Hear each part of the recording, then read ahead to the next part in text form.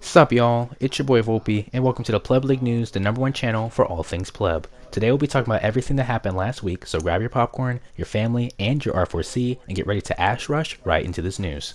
Before we start today, I just wanted to give thanks to Pew, who graciously gave me the creative team role in the official Pleb Discord. Not only do I look fly, but I feel fly, that the news videos that I make are being appreciated.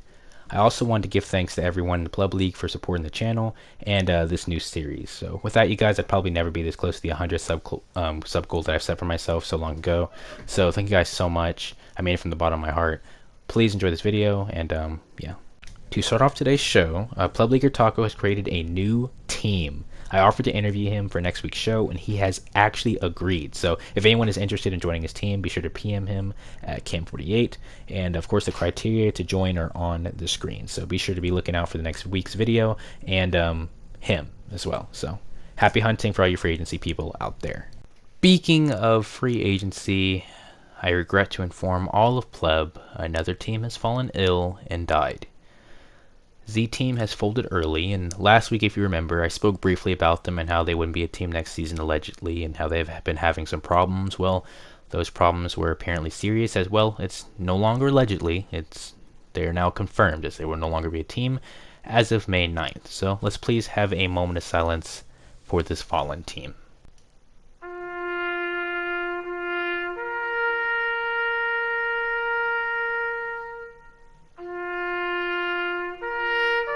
While we're on the topic of leaving, Pew has decided to make it a little bit more taxing to join back. According to Pew, there will now be some sort of cooldown for teams to just straight up just disband. So now it's a lot harder for teams, players, and their staff to join back or join another team in general after you've disbanded. So I think it's a really good move, and it limits teams and makes them have to think, should we actually disband or should we just kind of just deal with it ourselves? It takes away the laziness, you know?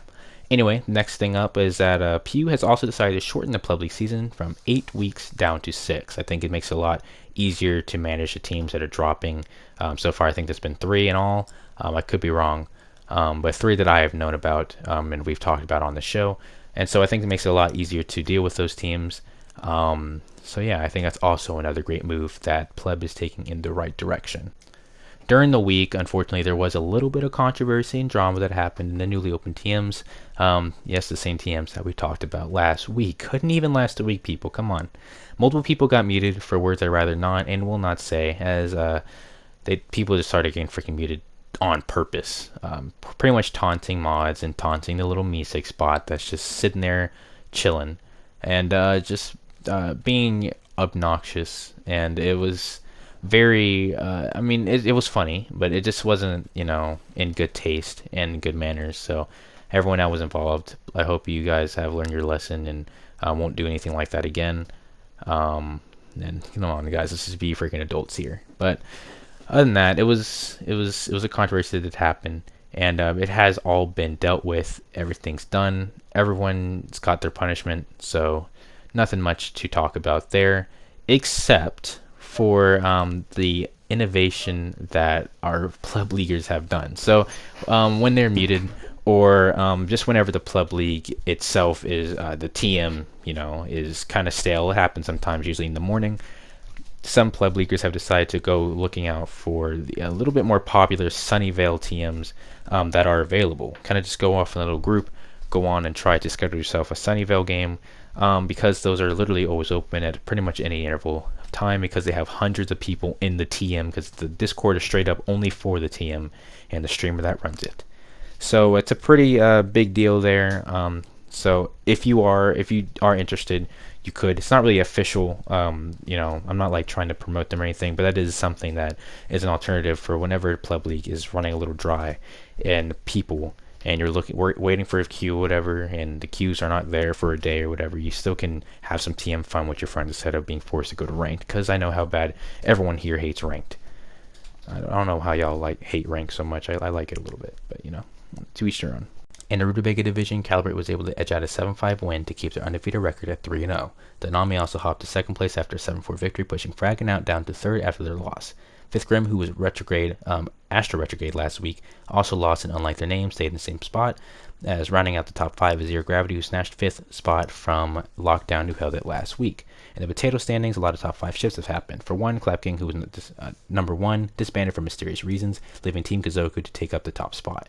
White Wolves collected 2nd place, moving up from their 5th spot position from last week, as Symphonic swaps places with Calibrate and takes up 3rd, leaving 5th to be Uwu, who was 6th last week. It also seems that FFS was relegated to Rutabaga and seemingly lost 7-1. In the SWAT division, Splatterhouse is taken first away from Malevolent after an impressive win, as Malevolent takes 2nd. Intervention Templar, who was originally Plague, holds 3rd place spot close to their chest as they did last week, as AV8, however, can't say the same, as they fell from 4th to 6th, leaving AA to take their spot. Rounding out the top 5 would be PT, respectively, and coming up next are the top 25 kills.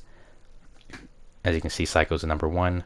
Then, of course, the assist will be coming up next in a second. There they are. Shadow Unleashed, aka Mofa, will be taking the top spot for that one, another Evolution member. And next will be the KDR. Number 1 will be from 5th Grim, Dad Life AR. So those are all the top 25. If you see your name on there, shout yourself out in the comments. And congratulations to those people. So for the first time in Pleb League News history, we'll be having an interview. So I'm interviewing Sticula. And so yeah, hope you guys will enjoy the interview here and don't mind those photos. They'll be important for a later date. Peace out, guys. What's up? What's up, man? How you doing? I'm doing pretty good. What about yourself? I'm doing pretty good. So first, we're going to start off with was your time in comps well spent? Yeah, I think it definitely was. So I've been playing comp for almost 2 years now, and it's taught me a lot both on and off the game.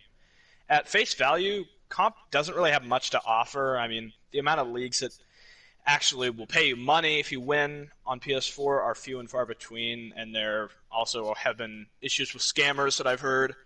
And the competition is so steep, so being at the top of your game takes a massive amount of effort, and being able to put all of that in really can take so much out of you, and not being able to be successful can obviously be a huge hindrance. Yes, I agree full-heartedly right there. Did you achieve any goals that you set for yourself? I would say yeah, and that's a big part about why I kept playing Siege. Way back in Blood Orchid, like I mentioned, I always kind of wanted to be like the pros and improve beyond Plat 3 where I was lingering at the time. Starting comp was, to me, I think, a way of reaching that goal, and playing with an organized team had really good prospects to help me improve. Looking into the future, some other goals that I had included qualifying for MMGL Season 2, which was probably one of my greatest moments in Siege, as well as striving to improve myself generally. Alright, what made you shift focus from comp to school? So, switching my focus back to school is really just a decision I had to make for me, with how often my team was practicing, as well as the extra work I had to do for being the team captain. I didn't really want to sort of kind of bag the team down, and really just focusing on school was kind of something for me. It takes a lot of time to be a comp player, especially with, like I mentioned, we were just kicking scrims out, trying to get 11, 12 a week and absolutely just be on top of our game. And so that was really just causing me problems with, trying to get all my schoolwork done and trying to really just be the best player that I had. And I kind of had issues prioritizing things. And so just retiring from comp and taking a break is something I definitely thought about for a long time. I mean, playing comp was just such a blast, and trying to get on every day and just absolutely do my best to improve myself was never for a moment did it really feel like a job or like something that I was being forced to do. And so that's just why it was so hard to make the decision. But ultimately, I think where I'm at right now is probably the best. Yeah, sounds like a very responsible decision, so I respect you greatly. Because I don't know if Thank I'll be you. able to do something like that. Would you go back to comp play if you were given the opportunity? So, if I could, almost definitely, with how I manage my time. Looking forward towards the summer, I'll have to think about it. I'm not sure what exactly that would look like, with either me possibly joining back up with the MVG Phoenix boys or maybe exploring other options. Throughout my career in Siege, I've only really played on a handful of teams, so that would be kind of interesting to see, what it's like playing with new people, how they decide to run things, and I'm definitely open to that option, but right now, probably just going to do my own thing. All right. And from your experience in comp, what wisdom would you like to share to the newer generation of pleb leaguers or comp players in general? Okay, this is a question I've thought about for a long time. I'll start by saying this. The road to success is paved with hard work, dedication, and resilience. If you give up on improving yourself, your team is never going to go anywhere by proxy. Sticking together is super important, and I think a lot of teams fail to realize that. Some of the strongest teams on PS4, if you look at it, namely, people like Project Trojan, Splatterhouse, Team Tyranny United, they've all excelled because of the chemistry and teamwork they've been able to build. And I think that was part of the reason behind why MVG's latest roster did so well. I've been playing together with Norway for almost the whole time that I've been doing comp, and him and me just have some of the greatest chemistry. The rest of our roster, Alice, Dodara, Big B, are all very individually skilled players, and the constant scrimmaging, practices, and improvement we all put effort towards helped us to become great as a roster. Are you proud of the current roster of MVG? Definitely, and I'll always support my boys no matter what's going on, win or loss, and uh, I think they have a lot to improve on, and replacing me, I don't want to toot my own horn, but so that's going to be a difficult one. But definitely, I'm proud of them. What are the expectations of the league as it goes forward? So recently, there have been a couple issues with dropouts, and that always happens. Teams disband, they quit. That's just an unfortunate reality of Siege on PS4. So with the update coming out that Pleb is going to be shortened to a 6-week league, I'm hopefully going to see things just get wrapped up quickly, some good games for the rest of the season, and then some exciting stuff going on during the postseason. All right, awesome. I'm pretty excited for the 6 week as well. So if you're watching this video, would you like and subscribe? I don't know. It depends. Am I being paid to say this? Well, no. Wait, I mean... I would definitely like and subscribe, yes. All right, well, that's a great answer. That shall stay in the video then. All right. Would you consider yourself a Pleb League Hall of Famer? I don't really think so. I'm not no low Carmine. I'm not the greatest fragger. I just kind of play my own game. I don't really hit very many highlight clips. I think being a Hall of Famer, while some players on PS4 kind of take a look at it and just think about those players everybody knows, but being a Hall of Famer to me has more to do with what impact have you had. Yeah. If you think of Pleb League, who do you think of? Pew, Blitz, all the people on Project Trojan, all of the people that come into the league every day and just try to be themselves. And so I think there's a lot of people I feel like I would nominate for the Hall of Fame because of just how much effort they consistently put into the league. And without all of those people, I mean, the league just would not be the same as it is. I agree. And so I come with the last question before I let you go and do whatever you do. How is being the captain of MVG like, and what do you believe makes a good leader?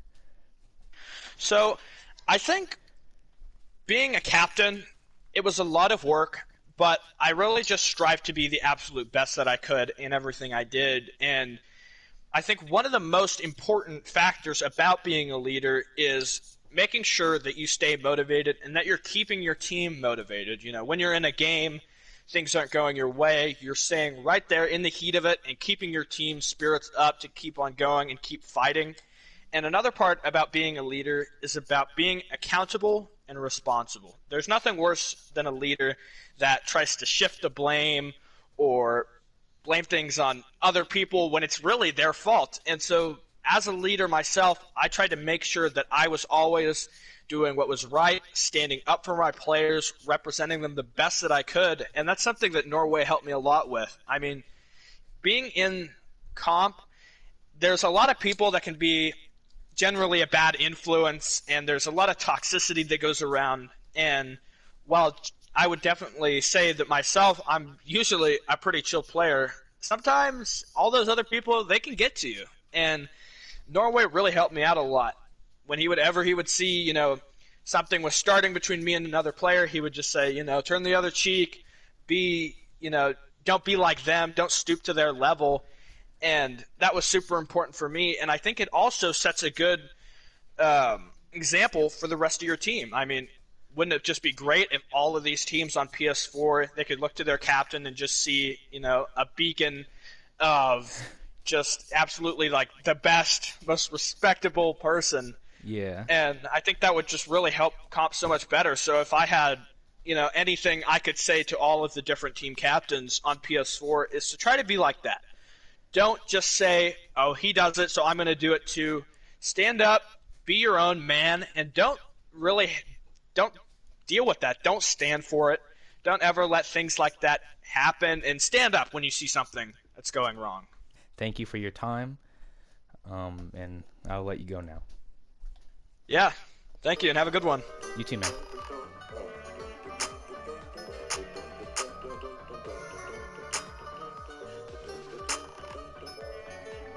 Okay. Okay, y'all niggas sweet like flapjack. Nah, be hard to make old girls ass pap. Girl full fake, so preen fake bake bag. The other video take the make sure to throw her back. Wait, if you wanna fight me, nigga, stop it. My fist sit like Polly Pocket Rocket. I'll hook your nigga in his eye socket. Aight. Okay, for